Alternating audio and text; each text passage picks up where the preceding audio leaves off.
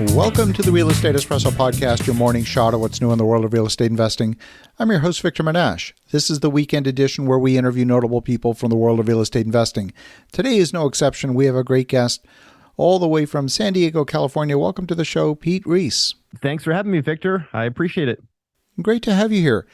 Now, Pete, you've been at this land game for a little while. Before we dive into the details, maybe give a little bit of your backstory and how you got to this point in your journey. Sure.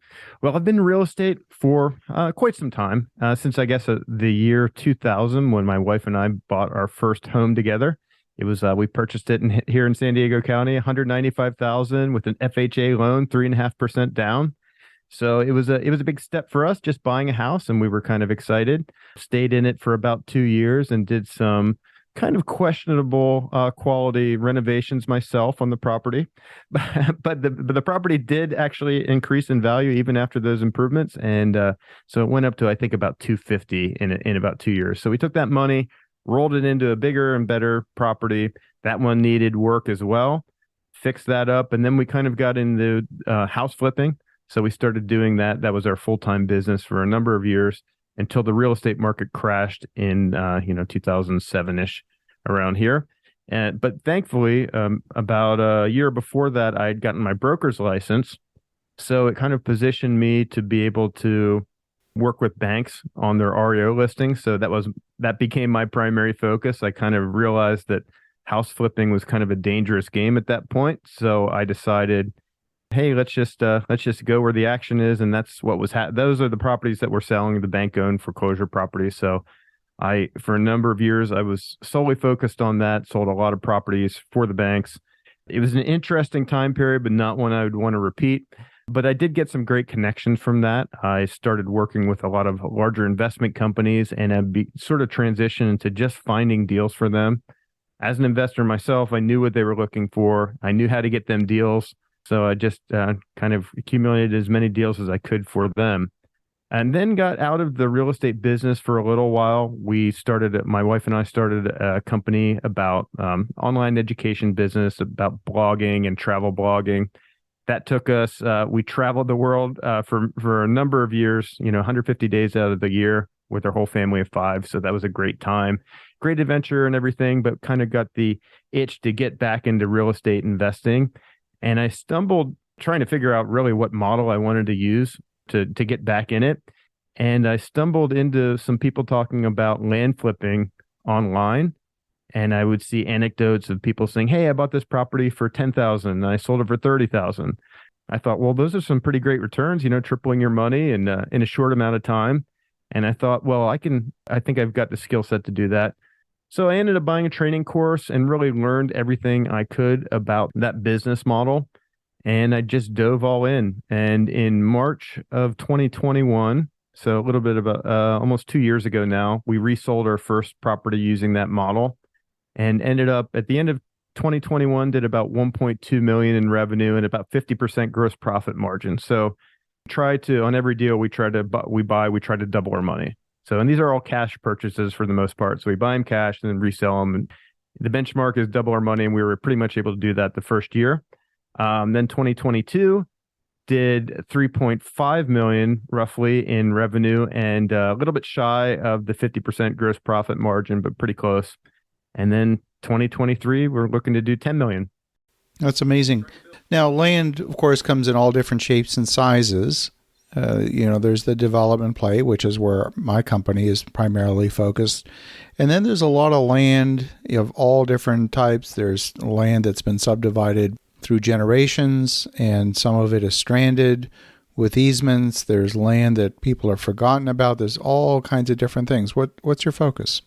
Yeah, our primary focus, most of the properties that we deal with are what I would consider rural properties, 10 acres and above for the most part. So these are properties, 1 to 2 hours outside of a major metro, which is a lot of the United States, I realize, but areas where there's some good activity and, an active land market, things buying properties are actually selling and trading on the market. So those are kind of our standard bread and butter properties that we do. And most of them are either purchased for recreational or they're purchased as a potential home site down the road or immediately, I guess.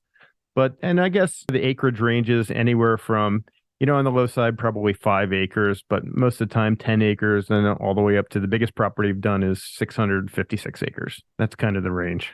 Fascinating. Now, you don't get involved at all in making any improvements to the land or anything like that. You're simply buying at what you perceive to be a discount to the true market value for whatever reason. The seller just isn't attached to that property, and you're figuring out how to take it off their hands and make a little bit of margin on it.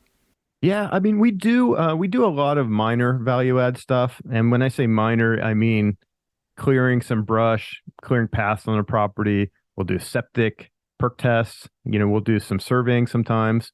We'll also do some minor subdivision. In a lot of these areas, you can just hire a surveyor to go out to the property. And if it's, 5 lots or less, the surveyor will chop it up on paper and then you can resell the lots individually. So we do that as well. And those are pretty easy and quick things. We do improvements that can be done quickly that will add value to the property and allow us to resell it faster and for as much money as we can as well. Yeah, certainly subdividing land is a great play if you can make it happen. In a lot of parts of the country, land that is zoned agricultural, you might only be allowed to put a single family dwelling on 40 acres. You might not be allowed to subdivide it. So how deep do you get in the zoning? Well, every property we have a whole due diligence checklist. So I've got my team that kind of runs down this whole list of things that we check. Most of the areas that I've dealt in to this point, the zoning has really not been a hindrance on the subdivision. I know out in California, it's a really big deal here. That most of the properties in the better areas are already subdivided as far as they can go. But in a lot of these areas I've been dealing with, it's mostly on the East Coast, all the way down from New York to Florida. These areas, not really, a lot of them are not really restricted by the zoning. It's more like, how easy is it going to be? Is there going to be road frontage for all these parcels, or are you going to have to build an expensive road to get back to some of them? Those are more the considerations that I run into sometimes. Access to services and things like that would be a consideration Exactly. as well. Yeah. Yeah. Fascinating. So what is it that's enabled you to scale your business? Is it just time in the business, momentum, and the word's gotten out that you guys are in the game? Or what have you done to grow pretty strongly over several years in succession? Well, my big thing is getting the phone to ring, getting the lead flow coming in. And we generate all of our business at this point with direct mail. So we build lists of property owners, and we generally use a service called Data Tree. It's a First American company, but it allows us to build lists of the property owners and filter by basic stuff generally, like the acreage range, if it's vacant land. We remove obvious non-sellers like the railroad or a utility, things like that. But we just send out a lot of mail. At this point, we're sending out, and this is gradually increased and allowed us to scale it. We're sending out 50,000 letters a month. So it's about 50 cents a letter. And that marketing budget will continually increase. Yeah. And then all the other thing that's really helped is building out my team. And at the beginning, it was mostly me and an assistant doing pretty much everything. But I've built out a lot of roles on my team that have helped me deal with all the deals that we're doing. Now, at this point, you've got a fair bit of transaction volume under your belt. Have you noticed any trends? For example, are properties that are single owner versus joint tenancy, are there one that's more likely to sell than the other? Or have you noticed any of those sorts of trends? Yeah, most of the sellers that we end up dealing with, there's always exceptions to the rule, but I would say that the biggest categories that we run into are people that inherit a property, or maybe they've purchased it a long time ago and really have no use for the property anymore.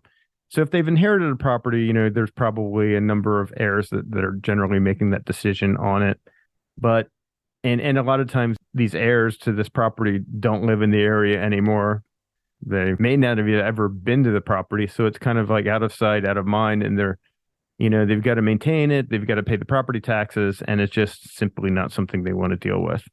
And then, obviously you've got the people that have owned them for quite some time. Maybe at some point they purchased it with the intent of building on it, or maybe they just purchased it to accumulate properties in the area. But a lot of them are not interested in the property anymore for any reason. And they know they're never going to build on it. So it's kind of like, well, we'll take this cash easy offer. And that's what we're able to offer. Fascinating. Well, Pete, if folks want to connect, if they want to learn more, what's the best way? Best way is our website, turningprofit.com. And I try to give as much insight into the business as I can. I do a monthly income report on there where I basically break down the revenue that month, the gross profit that month, each and every deal that we resold that month as well. Like what we bought it for, what we sold it for, how much profit, how many days we held it for, all those different things. So I do that on a monthly basis and also film a video, I have a write up and I also film a video about it as well. So, and then we have a lot of different videos on YouTube as well. And my wife and I just launched a podcast, which is not just about it's real estate investing, but there's a big focus on land investing as well. So that would be the best spot, turningprofit.com. Fabulous. Well, Pete, love what you're doing. It's been amazing to watch your growth. And for the listeners at home, definitely connect with Pete Reese at turningprofit.com if you're interested in learning more about land. And in the meantime, have an awesome rest of your weekend. Go make some great things happen. We'll talk to you again tomorrow.